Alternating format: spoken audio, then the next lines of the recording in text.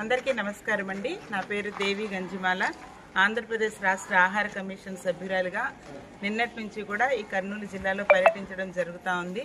మన civil supply officer DSO గారు రఘువీర్ గారు, డిఎం గారు ఆధ్వర్యంలో మా 5 లైన్ డిపార్ట్మెంట్స్, ఎడ్యుకేషన్ డిపార్ట్మెంట్, అలాగే మెడికల్ అండ్ హెల్త్ డిపార్ట్మెంట్, అట్లనే ఐసిడిఎస్ డిపార్ట్మెంట్, అట్లనే మా బీసీ వెల్ఫేర్ హాస్టల్స్, రెసిడెన్షియల్ హాస్టల్స్కు కస్తూర్బా హాస్టల్స్ సంబంధించిన డీడీలతో మేము మా ఫుడ్ సేఫ్టీ ఆఫీసర్ గారు, లీగల్ మెట్రాలజీ ఆఫీసర్స్తో మేము విజిట్స్ చేయటం జరుగుతూ ఉంది.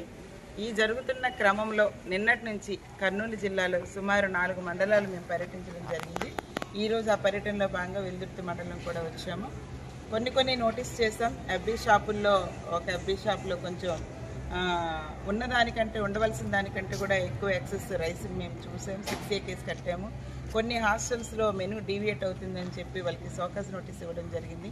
ఒక హై స్కూల్లో ఒక చిక్కీలు ఇవ్వాల్సిన టైంలో చిక్కీలు ఇవ్వలేదు.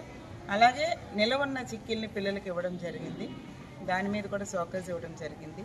ఈరోజు కూడా హాస్టల్స్ అవి విజిట్ చేస్తున్నాం. స్కూల్స్ ఇప్పుడు మిడ్ డే మీల్ చూస్తాము.